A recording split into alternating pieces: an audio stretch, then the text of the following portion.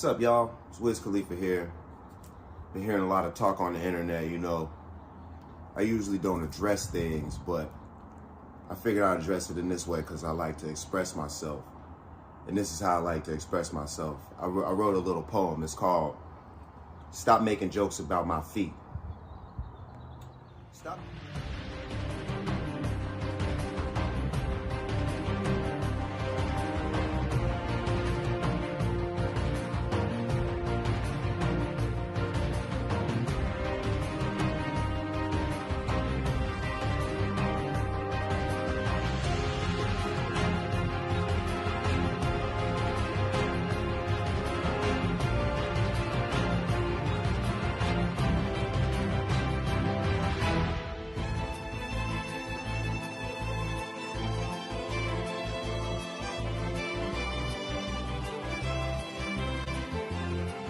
Blower exposes how truly new immigrants on visas would be deported before ever even hiring them. Yeah, so a lot of the Latino employees that we had, they were in the country on work visas and stuff like that. A lot of them were on the harvest team, that and the outdoor crew. And she's the one that actually blew the lid on it. So when she found out, she went to her superiors and she was like, hey, is this true that if people working for Trulieve, they can't renew their green cards, they can't renew their work visas? And they were like, yeah. And she goes, well, why aren't we telling them this? And they were like, well, it's not important. And she was like, yes, it is. This is big because these people will get deported. It's not they might get deported, they will get deported. And they were like, well, we're working on that. And so anyway, they didn't want to tell the employees. They actually told her to be quiet. Welcome. We're live. Mike Crawford, Young Jerks. Got a special episode tonight. Cannabis roundtable, bunch of different guests talking about a variety of subjects. The story that we wanted to kick off tonight on was, of course, Trulieve. I just played an old video, like from probably a month or two ago, just to kick off the show, because it's just an example of different stories that don't get covered by the big media when it comes to Trulieve. Obviously one did break through. Lorna McMurray, her death, that broke through, that got covered nationally, but a lot of the other coverage has not. And even with the Lorna McMurray thing, there was some censorship that we just found out about from a reporter who put it on the cover of the Nation magazine. Dusty Christensen, he also writes for the Shoestring. They do great work. He put out an excellent piece. And was supposed to do a follow-up interview with a national cannabis radio show or podcast. And they got weird with him. They basically told him that he could tell his story, but he couldn't name any names. He couldn't name Trulieve when he was on their show. And he said, absolutely not. And we've got his response back to them. He wrote back to them, that's not a condition that I can agree to. No self-respecting journalist would consent to censoring their own work.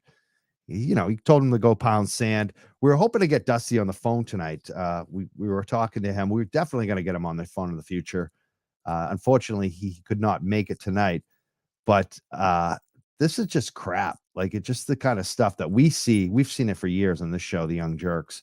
So we wanted to discuss that. There was a follow-up story that also came out based on this, that we wanted to discuss tonight too. And you can see Dusty's original tweet right there. I think it's Dusty. What is that? Dusty at Dusty C123 is his Twitter. You can find it there. So we wanted to discuss that tonight, kicking it off on the show. And we've got some great guests to do that. So we're going to do that right now. Let's get to the guests. Let's bring up the guests one by one. I think, who I'm going to bring up first is one of the scientists here. I think, I don't even know if she calls herself a scientist. Let's bring her up. Leslie. I do not call myself a scientist, but hi. Thanks for having me. Thanks for being here. Well, how would you describe yourself? Who are you? Tell everyone. I'm an expert in public health and specifically in cannabis. My background is in mental health, public health, and pharmaceuticals before getting into cannabis. And then I opened the first chain of vertically integrated medical cannabis licenses in Phoenix, Arizona, where I'm from, before I started Focus. Actually, that's why I started Focus as a cannabis health and safety organization, because 3 years in this space as an operator showed me that we need help. We need standards. We need somebody to prioritize health and safety. So that's what I'm here to do. And you've been on the forefront of that. I mean, that's like something that Yeah, it's been probably a gotten long a lot more time. attention this year, right? I'm super grateful for folks like you and the other guests on here today too. I mean, I've been hammering about health and safety to this industry since 2014. And when I started and I was going to develop standards, people were like, standards? We don't need standards. It's weed. And I was like, yeah, but just like food or something else, we probably need some standards to follow. And what I realized is this industry in the US especially has been developed strictly around third-party testing. And there is obviously lots of problems that have come because of that. And it's not something we see in other industries that are similar, like pharma or food. Most folks do in-house testing, and then there's not such a reliance on a third party that's just a verification or a validation of their in-house results. So it's an interesting place for sure. And we're going to talk about the story that we just brought up too. We'll bring you in on that, but I want to bring up some other guests as well. Yes. Let's bring up Liz. She was the first here, I believe, today, which I like. She was like super on time. Liz, what's up? I'm so punctual, and LA has not made me even less. So, hey everyone. So great to be chatting. Yeah, my name is Liz. I've been out here in LA for 9 years. Been working in medical cannabis for about 8. As soon as we flipped, I joined MedMen. So, 2018 MSO right to the face. And a lot of my former employees work for some of these companies we're going to chat about today.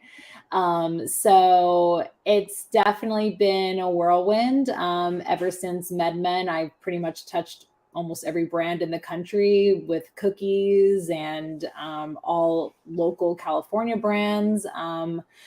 So much so that I said F full-time marketing roles. The pattern is there. I've been consulting now for over a year, and it has never been better because I'm 1 foot in, 1 foot out. I'm not in your Slack channels. I don't have to deal with every single piece of drama that comes with every cannabis company, no matter where you are in this country.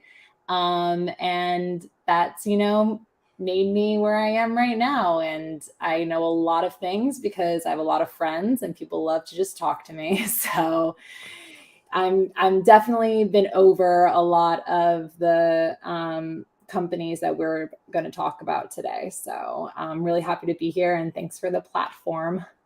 Thank you so much. Now we're going to bring up Jeff Rawson. Jeff, what's up? Are you a scientist, a chemist? What are you? My name is Jeff, and I'm a chemist. I'm a chemist. No one's going with the scientist label. I love to throw. I am a scientist. Okay. I do say that too, but I think sometimes people appreciate like a little more categorizing, so I give them that when I can. Yeah. So anyway, I think I'm here because I founded the Institute of Cannabis Science, and my mission is to bring people honest data about weed. And you're like more on a consumer bent, which I like, right? You're like consumer centric. Yeah. I am focused on the consumer experience, and so this is a funny thing because I'm very much like a passionate chemist. I'm interested in science, and I care a lot about public health. I didn't plan to get into cannabis really, but this is a really good area for a chemist who cares about public health because there's a lot of important stuff to do. But yeah, I'm focused on consumer experience. And what I've learned is that what I'm doing is quality assurance. So this is actually like kind of as Leslie said, usually companies that produce perishable goods like food companies actually take an interest themselves in the customer experience. But the cannabis industry is so new, and the horizons of many of the operators are so short that when they send a batch out the door, like that is it. They forget about it. They never go and see what it looks like in the store or what the customer is actually getting. So, yeah, so it's a big problem, and it's not limited to just one participant. It's a problem for government. It's consumer education. It's companies learning to do their job better. It's everybody. So now I'm going to bring up Lauren, and she had a story that we're going to put on the screen too, if I can figure out how to do that as well. Why don't you give your introduction, and we'll see if we can figure that out too, Lauren. Sure. Thanks so much for having me. My story that I wrote this week definitely touched a chord with many people in the industry on, let's just say, both sides of this conversation, both sides being everyone, and then the MSOs and one public relations agency that manages many of those MSOs. And for those who are watching who don't know what MSOs are, that's multi-state operators. So my background is in corporate public relations. I spent 20 years in New York City working at an agency called Ketchum, which is one of the big 5 public relations agencies, and representing some of the biggest companies like Pfizer, PepsiCo, Splenda, Weight Watchers, and helping them position themselves as wellness brands and wellness products. And I came to the cannabis industry for so many reasons, but one of them being that I realized that cannabis was a wellness supplement and no one was talking about it like that. So I feel very protective of the plant and of the people who are learning to consume the plant, especially people like me who just started, might be just starting out learning how to use the plant and to incorporate it into their lives. And so I started being really upset about how players like Green Thumb Industries and Trulieve were treating their employees. And if they're my theory is if they're treating their employees like that, then they must not care about their patients and their customers. And, with just a little bit of digging and my knowledge of the fact that a public relations agency, especially when there are no other marketing agencies in the mix, has a lot of power, media buying power, clout, say so, money. And it's because we're upset with 4 different companies and how they're acting that we're going to talk about today. And all of them sit under one public relations agency. And that's what my article is about how that concerns me. And I think it could be creating a monopolistic mindset, if not worse. Awesome. And the title of that story is Why Cannabis PR Should Scare You. And it's on LinkedIn, Lauren Mundell. Did I say the name right, Lauren? Yeah, perfect. People should definitely check that out. It's on the screen right now. One of the issues, obviously, is, anytime these big companies get together is collusion, which you spelled out, which we're going to talk about. But before we get there, let's talk about this cannabis media censoring Dusty specifically. We know that Dusty put out this story. It was in the Nation magazine on the cover about Trulieve, about Lorna McMurray. It uncovered a lot of great information, including how much Kim Rivers made just a couple of years ago. It was like $7 million in 1 year. She's making millions of dollars while they're laying people off and treating them like crap, and not offering PPP protection for folks like Lorna who tragically passed away.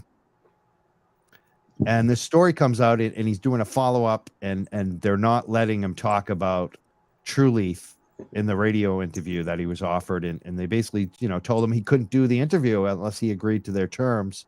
Is anyone surprised by this? No. I mean, I was surprised but not shocked. Like, it never ceases to amaze, right? Like all the things that are going on in this space, but yeah, it's typical. Yeah, as well. It was the thing that made me write this story. So this story has been percolating in me. Liz knows, and many other people who I've sort of kind of vetted out to see if maybe there's other people who feel that there's something sketchy going on. And they know I've been, maybe for about 6 months, been thinking about this as a problem, that all of these big companies are represented by one very powerful media house in cannabis. And And so the Dusty story was really the one that was like, oh my God, so it is happening. It's not just this thing that's bothering me in my gut that I just think about. And since then, so many people have come out of the woodwork, whether it be in the comments or especially in the DMs, to be like, keep digging. It's a lot worse than you think. It's funny because I felt like that for so long. We were covering these worker stories and nobody in the Boston media would touch it. And like me, you know, I've been around for years working with the Boston media, like because, you know, when we did decrim, medical, legal, all the freedom rallies that we did, like I was always one of the main press people. So I knew these people, they know me. They used to quote me all the time. And as soon as like we flipped the script and we're reporting bad info about the big corporation, no one wants to talk to us anymore. No one wants to cover our stories anymore. When they would cover anything, any type of protest we did, it got covered in the past, and now nothing gets covered until Lorna McMurray. I mean, that was like when things flipped. But even within our local Boston media, they still weren't covering it. Well, They came very late to the game. They came it was national media was covering it before our local. I mean, have you seen things like that? Do you like, how does that happen? I don't even understand how it happens because I'm not in those newsrooms. Do you? Well, I think a lot of reporters smoke weed, and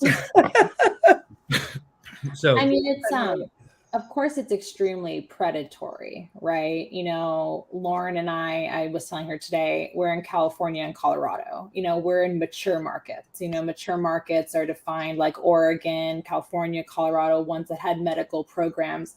So Curaleaf, GTI maybe has like 2 stores in California, Trulieve, Ascend, they're taking over the East Coast and the Midwest, and it's extremely predatory in my mind because you're beyond like, you know, the licensed social equity, you're just taking all of the real estate, and with that comes all of the hidden information that frankly we don't have that kind of shadiness. We have our own things. So to see all that happening on the East Coast and seeing the suppression, it's extremely disheartening. And that's all you can see it as. I'm like, you all don't even have a chance. I mean, a new market opens, GTI's in there, ready to gobble them all up. Ascend is Massachusetts, right? So, you know, they got that. Trulieve's got Florida. GTI has Illinois and all those like other New England states. So they're just like, you know, gobbling them up, and they all have the same PR company. And, you know, there's like maybe like the big 6 on that side that like, we're not even in the same industry. And I can't even say, well, you know, maybe they have quality product. Like it's just 2 different industries as I see. And I just see it just being gobbled up every moment. And suppression of news is a surefire way to do that. Absolutely. And I would also add to that, you know, in a state, for example, where, you know, GTI owns everything, like, right? Or any state, these 5 to 7 companies own the entire supply chain. Yeah. So the biggest issue here is that if you say something or have an opinion about somebody at one of those big companies and you don't feel good about working with them for some reason, you're really beholden to working with them if you want an at-scale type of order, right? So especially if you make like an ancillary product, for example. So you're not going to be pissing off the top brass at the big companies because you don't want to be on their blacklist. And that's why you will see so many people coming into my DMs and Liz's DMs telling us they agree with everything what we're saying, but they can't come out and like our content because it puts them in a weird position because they're reliant on either Matteo or any of these dispensary holding companies for their bread and butter, or they can't, you know, feed their families or make their salary, you know. So it's really a tough situation because there's only really a few people like me and Liz and those of us who are independent that really can say this is crazy, because these guys are very, very powerful. Yeah, it's weird because I didn't think of it like that the information flow too, because I mean we see that with employees. We talk to so many employees that I talk to. They'll want to, you know, talk about their old employer. They're at a new place or they're looking to be at a new place, and it just doesn't work for them to be public about any of it. And a lot of times they're hiding. They don't want to even share what they know. They'll send a message and then they unsend it. And I'll be like, come on, I know you just sent me something. So, come on, what's going on here? And they're afraid. They're afraid. And there's a good Rightfully reason, so. because they want to be employed and there's not any job opportunity there to go beyond these large companies. Like if you say one bad thing about one of the big companies, they're not going to hire you for that next job. So it's interesting that the media would actually be caught up in that kind of same echo chamber too, which is. But I think we have heard stories like this in other industries or other kinds of media sometimes where, reporters also, they want to keep their access.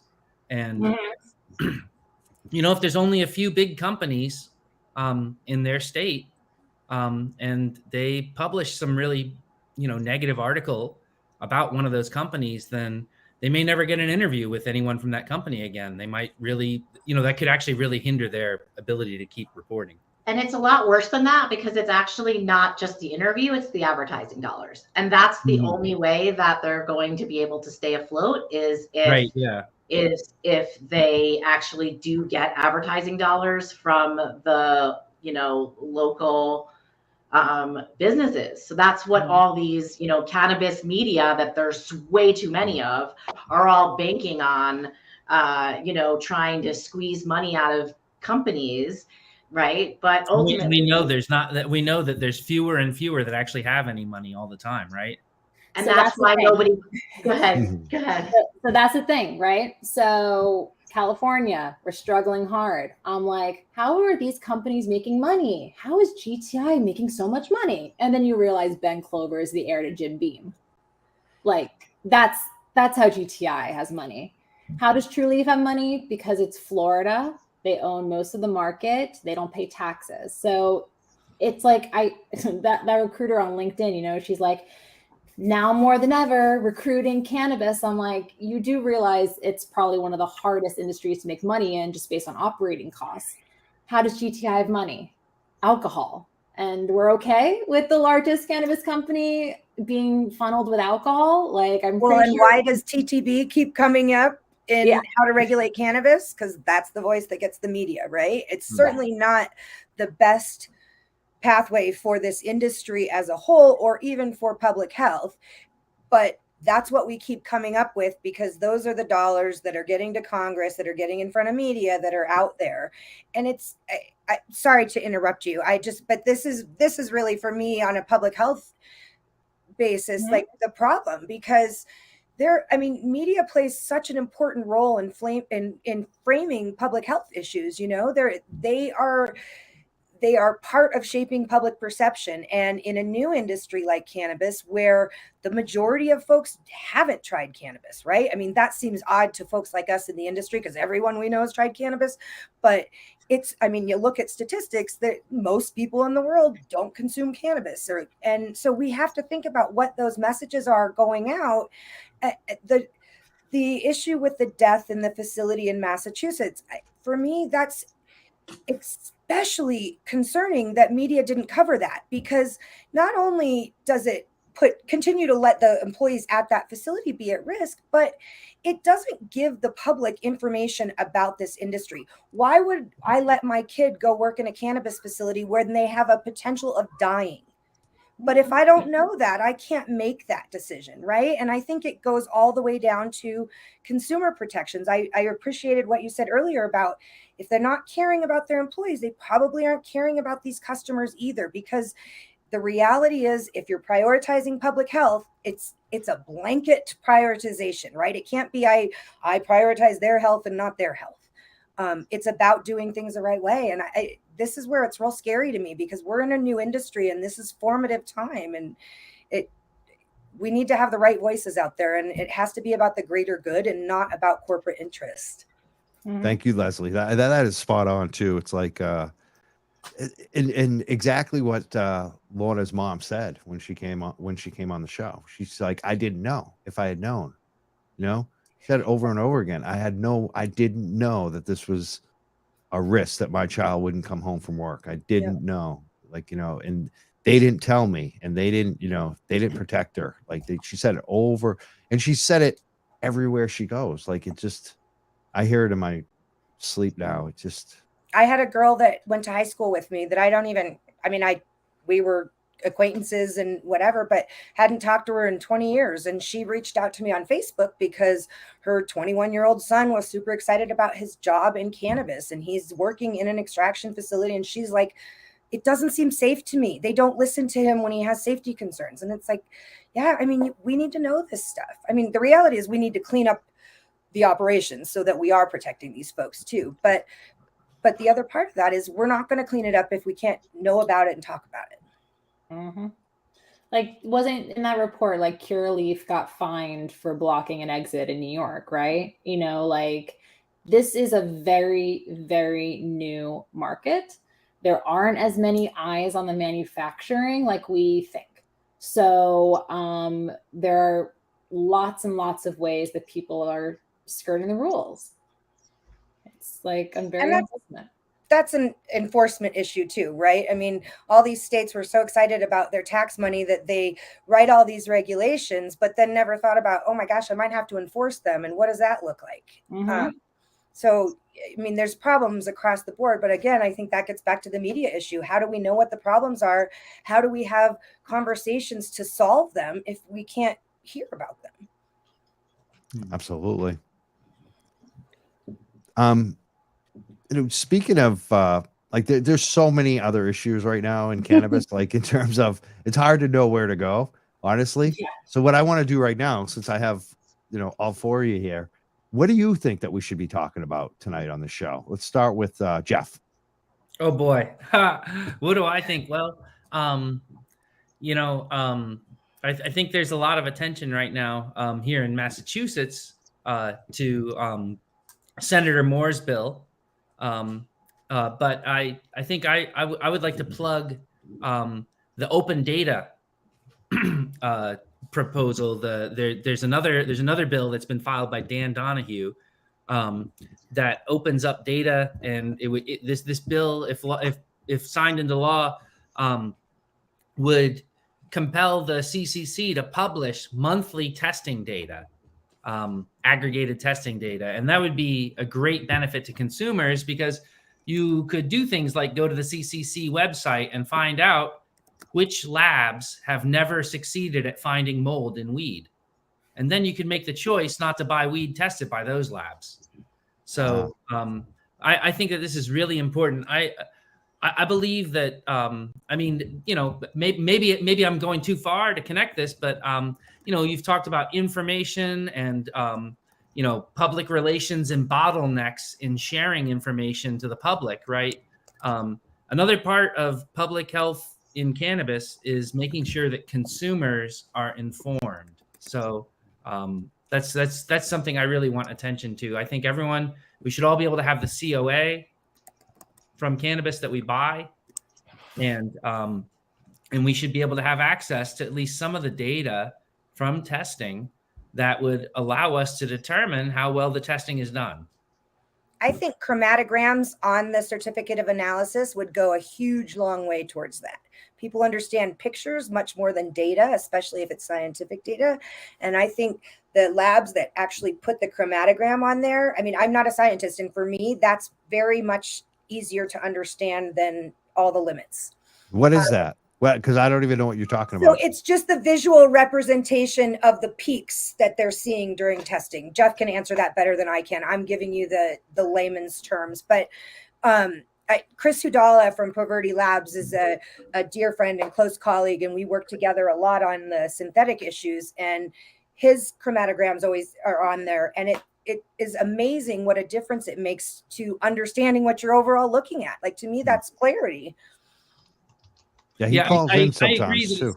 I agree that it's nice to show people where things come from, and it's and it's a fundamental principle. You know, although many consumers may never look at the COA. It's a Right. fundamental principle that this information should always be available. Exactly. Absolutely. If they want it, it needs to be there. They don't have to access it. Mm-hmm. Speaking of open information, I want to ask you, Jeff, about this, and Leslie, irradiation and remediation. Like right now in Massachusetts, there's no transparency on that. We have no idea who does what to, you know what I mean? Like what the practices are. Do you think that's going to change? Let me ask you that, Jeff. And then what should be done on it? Well, I hope it will change. And I think that this is a tricky issue. The public has a hard time understanding radiation. So I believe that if a whole lot of some undesirable microorganism or fungus grows in your cannabis, and so it fails a microbial test, then it's a little bit like spoiled produce. Okay. And so taking that spoiled, that cannabis that's all fungused up, right? And then shooting a bunch of radiation at it, it will kill all the fungus, but all the crap that the fungus put there is still present. And it's still basically spoiled produce. So Just safer. yeah. So I'm not sure. I think that they're definitely, I think maybe we're making a mistake letting people take failed flour and kill the organisms and then still market it as flour. I think that kind of remediation is undesirable. But some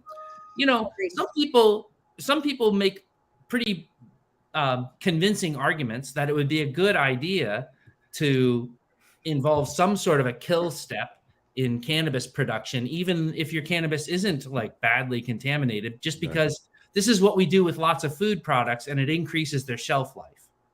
And food irradiation is a massive public health success. I mean, it is just dynamite. It's true. Like, it is a massive public health success, but the public is still not always comfortable with knowing. Aware. Yeah, or with thinking about the fact that they're, that by irradiating your milk, someone has quadrupled its shelf life. So that's really tough. I think people have a right to know, but it's tricky to figure, but I'm a little nervous about how they're going to react, Yeah. But I think you nailed it with the greater issue is that some people are using irradiation to just get rid of the mold instead of actually getting rid of the mold in their facility. Mm-hmm. They're like trying to, this is their de facto system that they have set up. They just let the mold go, powdery mildew, whatever it is, they go for years. They never fix it, and they just irradiate everything, which isn't the way it should be done. Like I could see irradiation, like you said, some uses for it, but it shouldn't be. How do we stop that? How do we stop them from selling the moldy product that they irradiated? So, what's interesting? We've had 3 different states reach out to Focus to ask us to train them or develop training for them on remediation and irradiation. And so I bring that up because clearly there are people now questioning the safety or the viability of doing this. I'm not an expert, and so I don't want to get into the details of it, but I agree that it can't be just a kill step before everything. If you're just making hash products and you want to go through the irradiation, go for it. Like, if you're going to irradiate moldy flour and get it out and then process it, that's probably okay too, with some certain parameters around it. But I agree with Jeff, this idea that we can sell flour like this, that's not the flour that people that know cannabis are used to. And I don't know that there's any data on this, but I question, we keep learning how important terpenes and other aspects of the plant are to the cannabis effects. And I can't help but wonder what goes away with that, right? I mean, what are we taking away? We know we're damaging trichomes and things like that, but how are we changing the way cannabis impacts people when they use it that's irradiated like that? It's, there's just bigger questions, but I feel like it's laziness on the part of the industry for the most part. Like, fix your practices, use it as needed, and everybody would be good. The problem is that everybody is, these big companies are just using it as a kill step for every batch or harvest. And I think you asked, how do we stop this? And I think that if we go just a little bit sort of zoom further out into the business world, the answer is competition. And Yes. the problem that we're all talking about is that there's no competition for dollars, for media, for real estate, for all the things that really create a healthy, competitive industry. And that's where, price works well and everything works well. I mean, we're built to, that's how this society is built to thrive. And if we have a monopoly at the top, we're in a situation where it doesn't matter how things test out because they own the lab or they own this or whatever. They're, it's all kind of, let's just fudge it. And so at the end of the day, who's suffering? Yeah, but a big challenge with that is also the transparency, right? That like if the customers knew, right? If they knew that a batch of cannabis failed a test for mold, and then was irradiated, and then was sort of like, repassed, somehow got back into the system, right? They might buy a different product, right? Do you think like they should have to put like a black box on that or something, or what's your suggestion for how they would potentially? Some kind of alert, right? I mean, they have to, it doesn't need to be a black box per se, but something to say this has been treated with this or this way. I mean, bring it back into we have to tell them everything else that's in there. Why wouldn't that be mandated on the label like everything else? It makes no sense unless you're trying to protect the practice. Yeah. Well, I don't know. It all comes down to transparency ultimately. If we, for example, if we knew how many dollars media agencies are paying media companies, like let's just say, for example, a media outlet in the cannabis industry is taking advertising dollars from big companies. Well, of course they have to. They should. That's how else are they going to make money? Yep. But they should be open about that and figure out either how to keep it clean or be honest that it can't always be clean, but they're doing the best they can on certain things. But like we're in a place right now where there's no transparency. Everything is sort of like you do this and I'll do that and I'll trade you this for that, and I've been saying for a few years, we're in the boardwalk empire stages of cannabis. It sure seems like it. That's exactly it. Yeah, seriously. And something's got to give here. Don't you think like things are going to change in the next year or two? Like I feel like we're on the verge of like big change. Do you feel like that, Lauren? I do, but I want to know what Liz thinks. So I think we're on the verge of a really big change for all, like, okay, so we're talking about Matteo, right? Matteo is very expensive. So you have like your top 5 MSOs. They're the only ones that can afford them. So I think, people are really tight with budgets. So there's a change where other ethical PR companies can come up and offer, their services, and news organizations can come up and, really just be equally as ethical. I think that's like a reckoning that I'm hearing, based on people who, again, have been coming to me being like, what are some PR options? And I'm like, oh, well, there's actually a lot of really good firms out there that are ethical. And I'll just keep saying ethical because it's unethical. So it's not used enough in this industry. It's not. Because I mean, that's why I made it so interesting. 2018, when California flipped, you had a lot of these companies now, immediately acting like other corporations. They had to be on Fox. They had to be on CNN. They had to have, their investor calls. And cannabis is still so new, and the stocks aren't even worth pushing that ticker every second until we're actually a legit federally recognized industry. So you have these crazy companies posturing like they're on the same level as Coca-Cola, trying to get these Forbes recognitions when it's just so blind, like it's just so one-sided. I hate that every single state is siloed. California is nothing like Colorado. California is nothing like New Jersey. Until we kind of get that whole uniformity, so we're one sole industry, and believe me, it's going to be years and years and years. I think that things can start to level out, but you are going to see the top, and we keep saying 5, but like the bigger East Coast, Midwest MSOs, kind of just do their own weird thing, while California is over here operating, Nevada is operating. So I would just love to see more better media companies coming through, especially since with the internet, more people are talking. We are able to discuss the Trulieve deaths more than ever. So that's where I would really love the reckoning. I think there are a lot of great PR companies out there that really can step up and not charge $50,000 a month for broken promises. And really, maybe we can kind of get back to that, because I think our industry deserves it. Do you think, are there any good media companies you would want to name right now, or even PR companies? I really like Autumn. I like Autumn Brands. I have, kind of like, what Lauren's been doing. This is the dawn of the freelance. That's right. That's what I'm saying. Yeah. That's how, the freelancers broke the Trulieve. Yeah. Lorna McMurray, like Dusty. I said Rusty. Dusty was the first one. And there are a few of them, like Dave. There's a few guys. Alex. Most of these folks are all freelancers, and sometimes they write for larger outlets. But that's who broke the Trulieve story. It wasn't the staff writer at the Boston Globe. Yeah.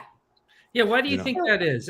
I find it so interesting. I'm living here in Massachusetts, and I feel like I don't feel like any important cannabis news has been published in the Globe in years.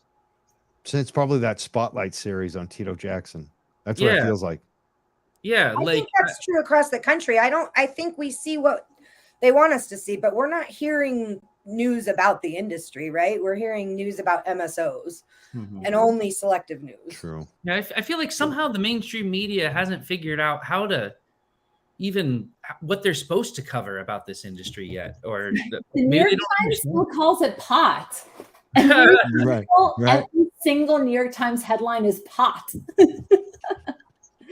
I still like to say smoke pot sometimes. Yeah. If we're talking about all this and how to solve it, it seems like clearly there's the 5 of us here.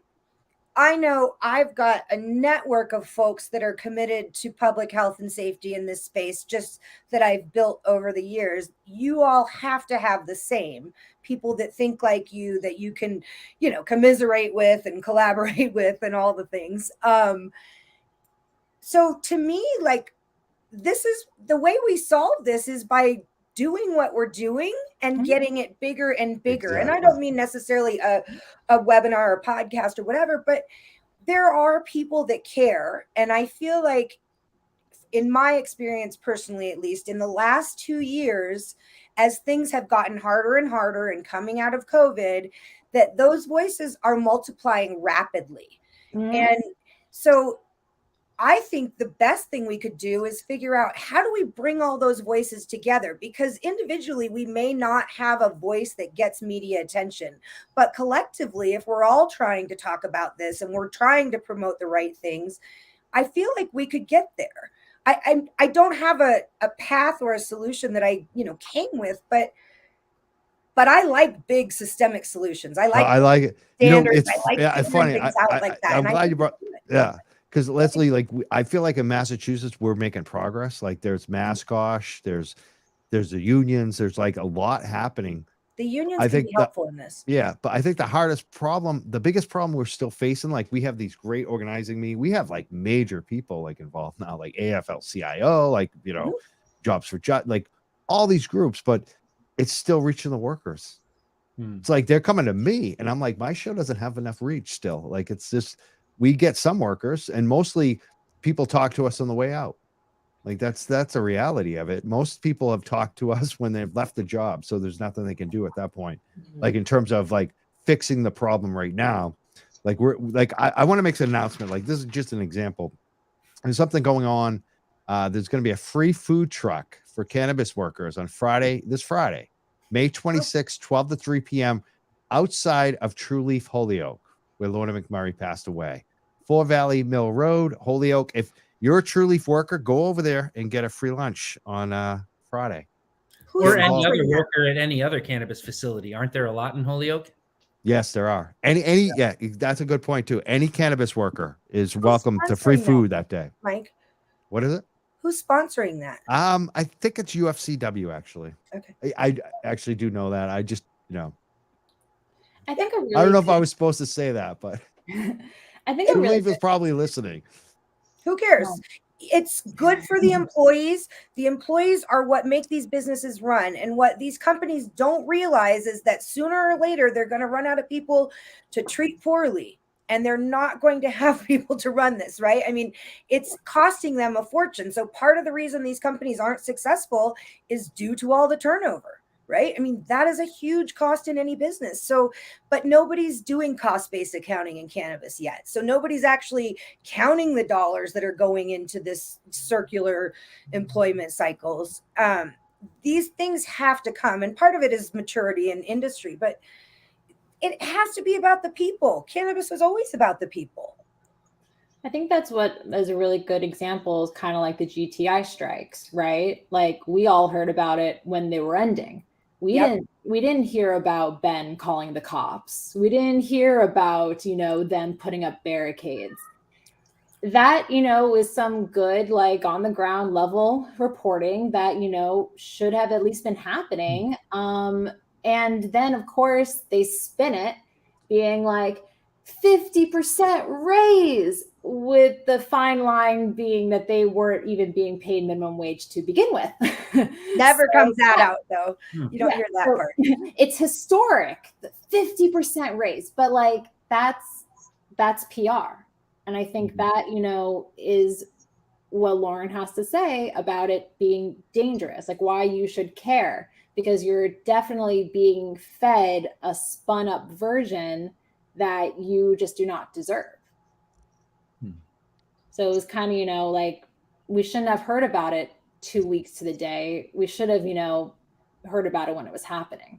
So Liz, do you think I'm not a media expert, but is it like there's the agencies and there's PR, and PR is designed to promote the company and help the company. And I get that. And I've used a PR firm when I had a dispensary and stuff too. And I've used one with Focus occasionally. I don't think it's all bad. I feel like it's like, where's the reporting versus the PR? And we don't seem to have a reporting arm in cannabis. We only have a media arm, right? No, that's true. There's very little critical thinking, and there's a lot of just recycling of press releases. That's right? Exactly. And then Snoop Dogg's open a dispensary. He'll be there Tuesday. Like that's. Yeah. And then, right. Even the Boston Globe. We talked about the Boston Globe. Who do they like when they actually had a full-time beat reporter? What department was it under? It was the business reporter. It's just like, and he comes like, I don't know. It just seems like, and he's the same guy that did like the craft beer. It's like that kind of bro feeling. You know what I mean? Like, I don't know. It's just a weird thing. I don't know. It's a leisure reporting. Yeah. I think what me and Lauren are finding out that it's a lot of collusion. People who run media sites, like Green Market Report, have family members that work with Matteo. So I think it's a lot of weird things like that we're all unearthing. And look, my degree's in PR. I never pursued it. I think finding out just, how corrupt this has gotten is why I'm just like pretty fed up, because there are really, really, really great PR companies. PR, definitely to Leslie's point, like you need it. You need PR. I love PR. I don't like how small this industry is, and finding out just really like unethical things, unethical relationships. Like it's getting kind of bad. It's actually kind of bad. It's a small industry, and it has a significant celebrity culture. Mm-hmm. And Yeah, that really I swings mean, things around. like, look, Ben needs a Me Too reckoning. I've heard some really awful things about Ben and women. And, you know, like that's the thing. Like that's become my kind of drive for the last, you know, almost year. Just, you know, trying to say it as loud as possible because it's just really, it's just, ugh, it's gross. So I just wanted to go back to something that Leslie said, just to kind of like the media, if somebody who represented the media was here on this panel, the mainstream cannabis media, the cannabis trade media, whatever, they would say it's extremely underfunded. There are no reporters, you know what I mean? The reason why it doesn't get covered is because there's nobody on the ground there's no bandwidth within media outlets to cover that kind of news, you know, and lucky for the PR agencies, because you're right. And let's just be real, like PR agencies' job is not to go out and tell bad news about their client. Their job is to keep that quiet. But my point is that if Trulieve was with one agency and GTI was with another, let's just say that they would have a little bit more incentive to not like to suss each other's news out a little bit more, because to point a little finger away from them, right? But instead they're all together in this MSO gang, self-proclaimed MSO gang. Yeah. Hashtag MSO gang. And, you know, they're literally conquering the East Coast and Midwest of this country, one retail operation by retail and license by license, you know, and I love that. They know, they literally call themselves hashtag MSO gang. It's so I true. didn't know that was Rosie has that. a shirt. Yeah. Rosie has a shirt Yeah, that yeah. says like, you know, pay me later or some weird thing, you know, like I want to post some comments right now. We got a bunch of comments that come in. One spot on Liz was from Ariana Newton on LinkedIn. Hey, Ariana. There you go. Nice. Hey. Yeah, I mean, look, you want to talk about direct action. You know, my friend at a very, very, very large accessory company texted me today, send me Lauren's article. I'm giving it to my director of marketing. We're vetting PR agencies. Like that's a direct action. Now they know. Like, you know, definitely, Leslie, what you said, like we're only as loud as like we can be in our network. And the more we talk, the more DMs we get. Like Cloud Cannabis, I hear they're shady stuff too. Like, oof. I don't even know what Cloud Cannabis is, but someone's DMing me being like, you have to know. So well, and maybe not that a hashtag would solve it, but maybe there's a hashtag needed for the opposite of, and maybe it's not opposite of MSO gang, because I don't believe that just because you have operations in multiple states, you're a shitty player, excuse my language, but yeah. You know, I mean, that's a term, but they coined that MSO gang. And maybe there's something that we need to come up with as a group to help the industry and say, tag this, let's talk about it here. Let's do this, because if we don't, who's going to? Yeah. Mm-hmm. Yeah. Craft cannabis cultivators have tried to get organized, but it's very, I think it's really hard for them to come to agreements of what count, you know, determining the threshold of square footage or production that makes you craft versus big, you know. But what if it's just about the greater good and it's not about size or position in the industry or the role in the company? It's about people that want to see cannabis built the right way, built differently than the existing problems that we have in every other industry, and really continue the legacy of cannabis even through the legal market. To me, that's the group we need. I don't really care what your role is in this space, as long as that's your vision and what you want to see happen, you know? Right. Like we can't have the heir to Jim Beam, you know, empire, and as well as Kim Rivers in Florida with her husband, you know, being indicted for basically for them, you know, collusion on getting licenses, but she's still the CEO of the company. At Curaleaf, we have a Russian oligarch sitting on the board and funding. So like we have these people that don't give a shit about ethics, obviously, like sort of ruling the ethics of the East Coast. And like Simon Sinek has this term called ethical fading. And basically it's like within an organization, if let's just say this is the entire organization of the MSO world, that MSO gang, right, world, let's say, it's like doing this isn't that bad. Well, then doing that isn't that bad. Well, then, you know, being disgusting to women isn't that bad.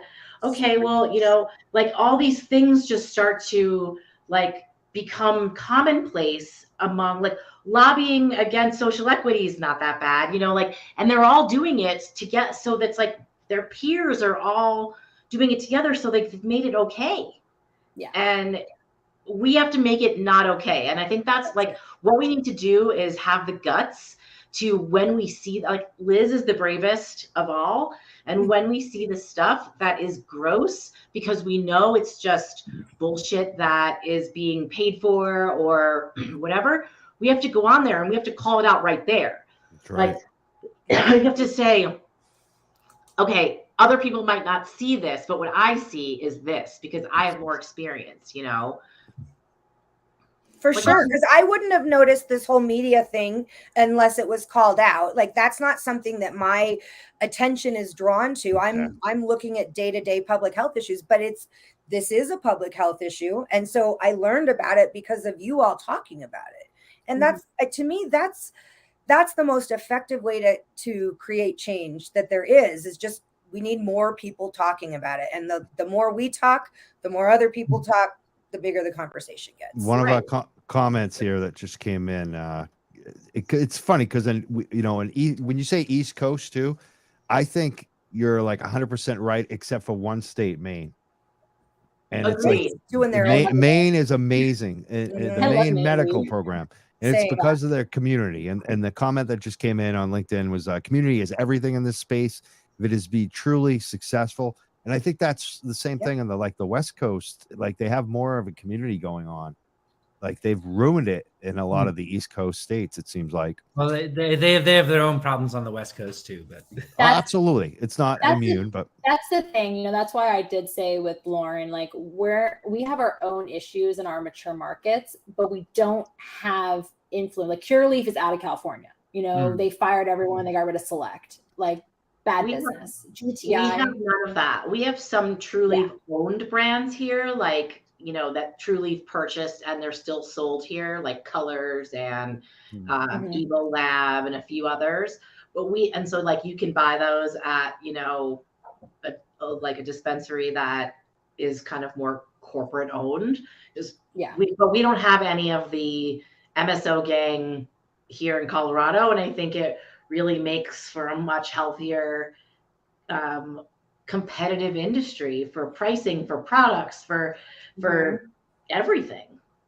So in Missouri, I'm very intimately familiar with Missouri right now because they just called out focus in the law, and they're requiring businesses to build a quality management system, which in my opinion would change everything if the industry was based on quality management systems instead of just onerous regulations. But so there's 396 something like that individual licenses in Missouri.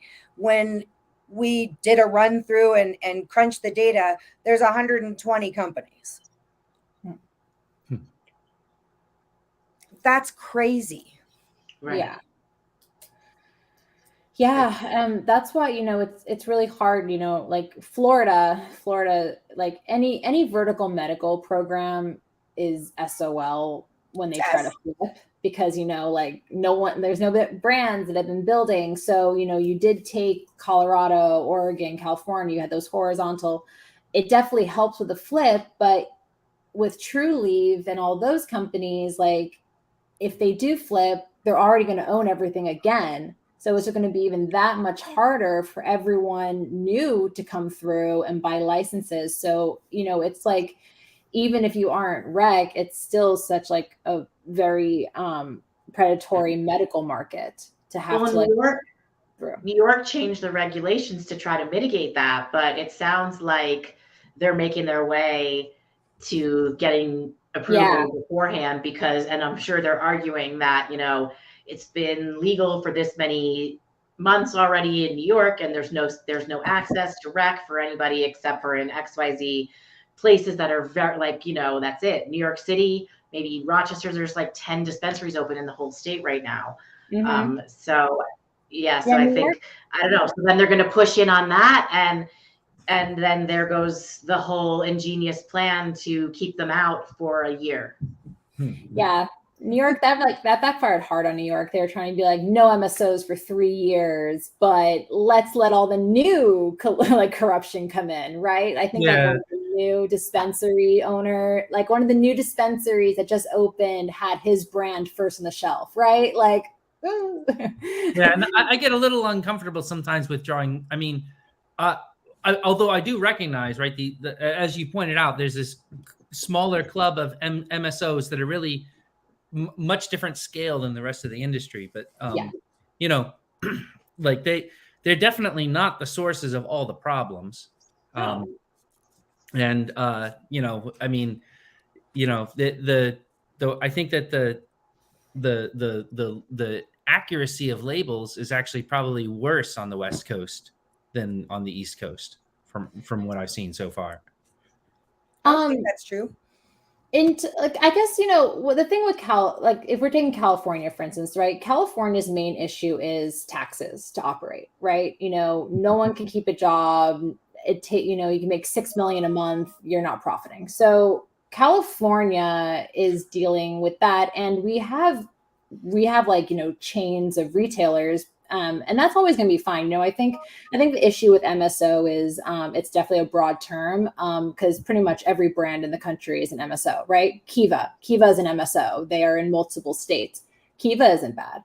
So it just becomes that miraculously these 5 major MSOs, you know, ascend. Didn't the CEO have that drunk huge fight, right? Like, and so it just so happens that these main companies are having more problems than either, and California can't really have that right now. You know, like our men days are done. You know, all the shady people, we're not seeing it as often because we're just trying to survive.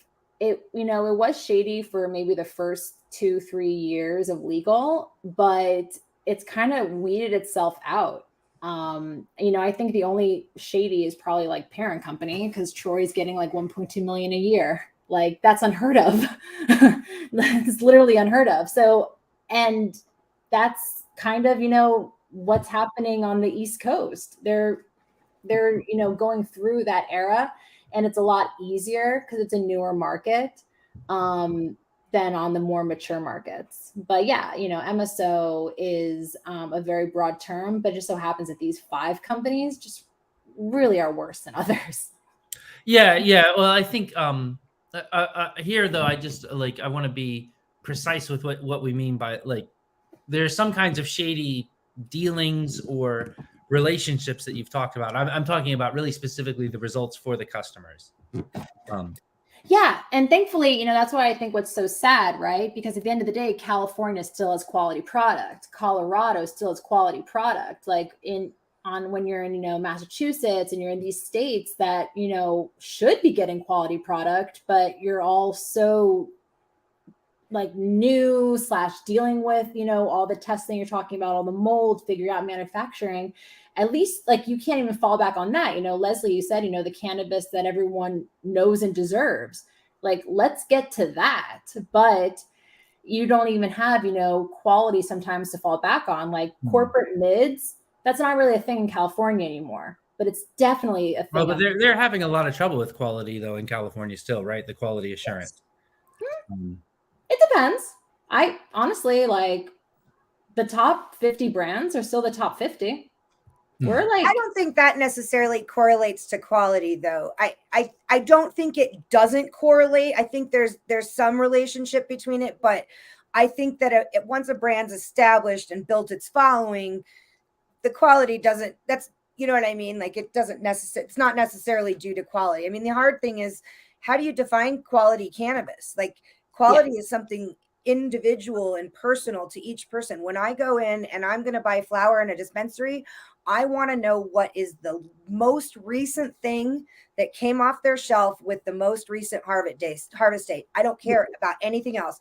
They go, well, what shelf do you want? I don't care. I will pay the highest price and I will pay the lowest. But the dispensaries are worried when I ask that. I had some people throw me out of a dispensary for asking them to ask the manager what was freshest. And I'm like, yeah, that won't happen here. It's a normal comment, but this is in Colorado. I mean, so quality's hard, right? I don't know that we've gotten to quality, because I think for each company, they need to talk to their customers and figure out what quality is. Like, quality is as the customer defines, nothing more. Yeah. True. Yeah, no, we definitely, you know, because that's freshness date package. That's what I've only been looking for at least like the last 2 years. And thankfully, you know, obviously NorCal and SoCal are two very different markets, with very different brands, actually, you know, like one state, two very different markets. But at the end of the day, you still can get fresh. It's been like that, you know, like I can trust the brands that I've been smoking for the last 5 years, but you know, who's to say that's happening in other states, which is, you know, obviously the big issue when we don't have interstate commerce and we have to literally be our own states.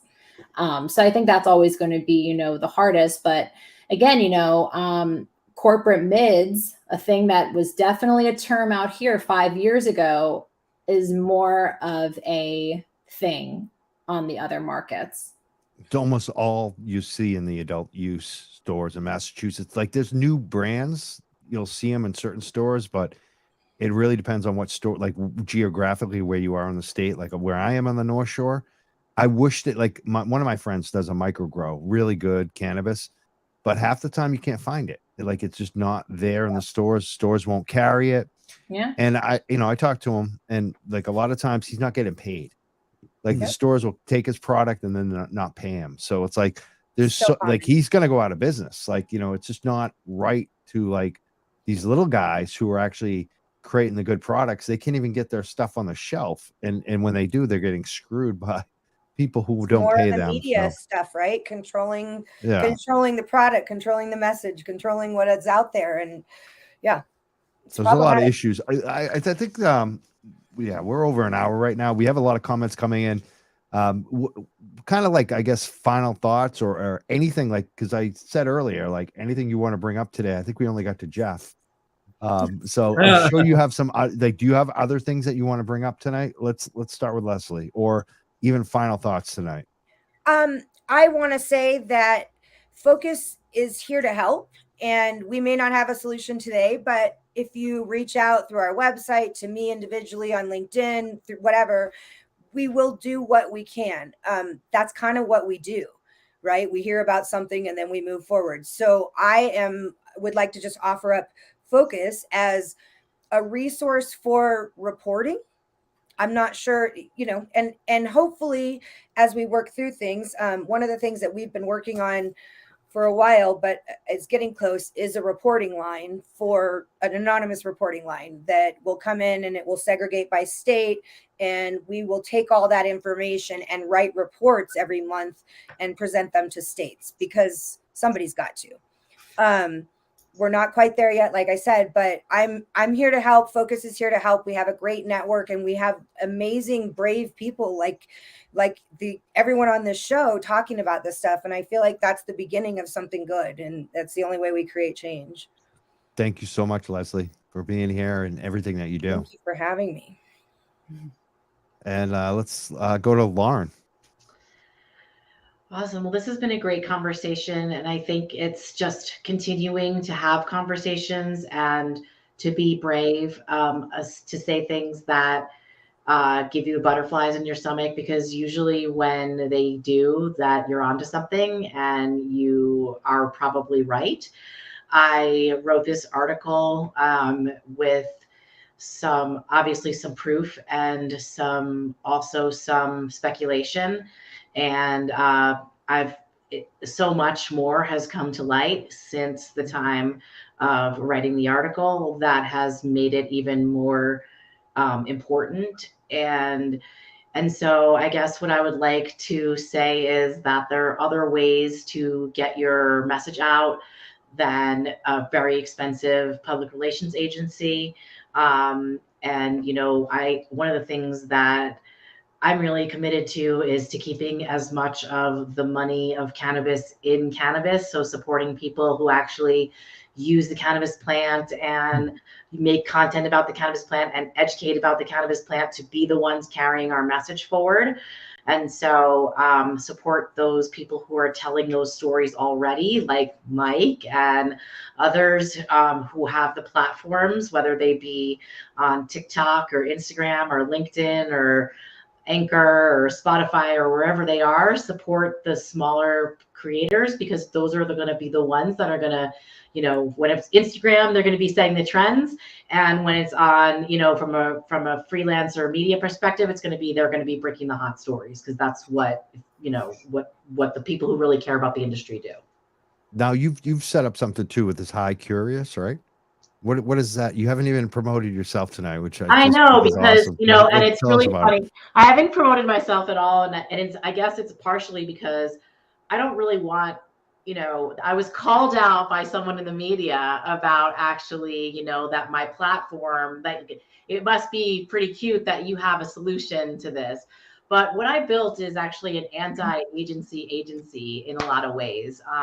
It flipped the agency model upside down, and I help cannabis brands find cannabis content creators, freelancers, and influencers to help them tell their stories. So whether that be in organic content made by creators, or if you need a social media manager to get your brand off the ground, or if you need to establish yourself, on LinkedIn, or get your TikTok rolling. We have people starting at, $500 and up. We can really help you meet your goals based on your budget today, and we can help you grow. So I take my experience in the agency world and apply it to cannabis businesses, and we make money when the transaction happens between the content creator and the brand, rather than at the beginning in agency fees. Awesome. And we also have a phone number too. If anyone wants to call in that's listening, 978-560-3155. If you have any comments tonight, we'll definitely take calls. I opened up the phone lines. I guess let's go to Liz now. Yeah, I think what's great is I've definitely built my LinkedIn platform over the last year, just, really just talking, because I'm at the point where I got nothing to lose. Like, I can't be touched. Like, Rosie threatens me in my career, but like, she can't do shit. Like, I love sorry. that. I love it. Yeah. And unfortunately, that is a privilege that, a lot of people don't have. But yeah, I mean, I don't care. Like, I have so much work with social and content, because everyone needs that, right? Like, it's not going to stop. So I just think that, I'm going to just keep talking, keep hosting forums for people. And also, just kind of remind everyone that, like, and this is something I realized that we didn't really talk about, but, the role media plays in amplifying brands, like, lists, right? Best brand, best this. And I'm constantly telling people, like, please don't look at that. Like, you're still you. Like, you're still, like, this doesn't mean anything. Don't let it bog you down. Ben won exec of the year last year at Benzinga. Right. Come on. Yeah, come on. What a joke. Rosie gave him that award. She judged it. Like, like, that's what I love to just, like, burst everyone's bubble, because smoke and mirrors, baby. Yeah, it's like when Trulieve bought that award from medical marijuana, whatever. Right? The group. It's so, like, give me a break. Or like Kim. Almost all of the awards in this industry are complete BS. They are. It's funny because you know what, right? we just did an award show and no one bought an award, so we're legit. You should have advertised the price. Come on, Mike. Yeah, no, sorry. But awards should be about meeting. I walk dogs for a living. I make plenty of money on that. That's what I love. My dog. Like, I love when you said that you couldn't be bought. Like, they can't mess with you. Because it's just like, it's the way I feel now. I can't be messed with. Like, you're not gonna ruin my life. There's nothing you can touch on it. So untouchable. you're not going to call my employer, Yeah, you know, like you would want to call my 50 customers that I walk dogs on. They'll all tell you I'm great and to go shove yeah, it. yeah. All my clients are like, keep going, Liz. Like, they don't understand this, you know, like she called me a mean girl, but I'm like, am I a mean girl for exposing things? Like, what a cop out. Like, I'm sorry, but this is where we're at right now. And I'm just gonna, you know, keep talking, hoping that other people continue to talk. And that's like all I really just want. Like, I really just want everyone to realize just, you know, how much you matter, and that, you know, media will always play a role in this. Yeah, Dustin, lists are bullshit. Yeah, Dustin just posted lister bullshit on LinkedIn.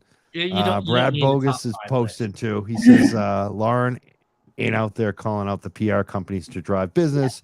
She's calling out one. It's not a shtick. Yeah. He also said some other things too about the We grow love off. Brad. I don't know. Brad's an ally.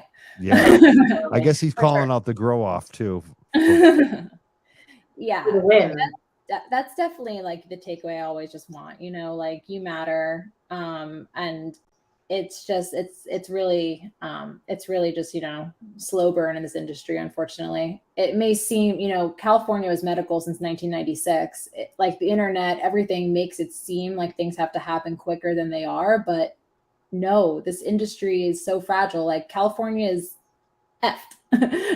We're the oldest, but we're so screwed. So like, well, and if you know, that urgency wasn't there, people would take the time to do things right. It's that urgency is what that rush, because the entire industry is like ready, fire, aim instead of ready, aim, fire. And the rush to market. Yeah, it is crazy. And like simply slowing down a little bit and setting up some systems would alleviate so much of this. We wouldn't necessarily need remediation and radiation at every grow and blah, blah, you know, like it's just, the rush is a problem and the media makes it so for sure.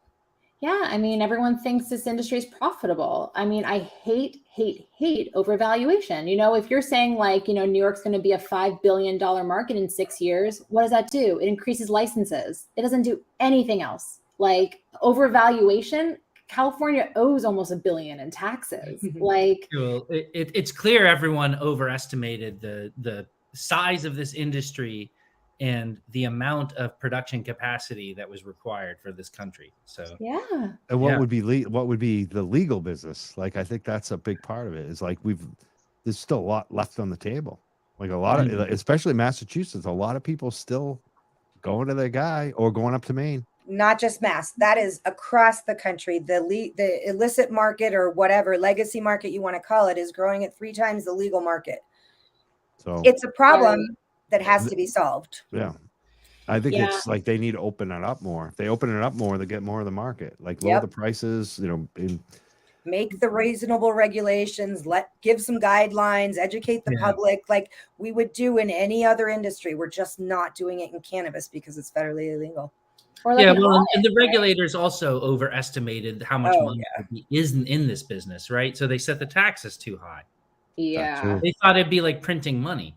They doubled the taxes too. Like in Mass, they raised the taxes like right away, the legislature, over what we passed in the initiative. And they made it more, they allowed towns to opt out without a vote. Like they did all kinds of stuff at the state house after what we passed as a law. So you're right, they made it much worse.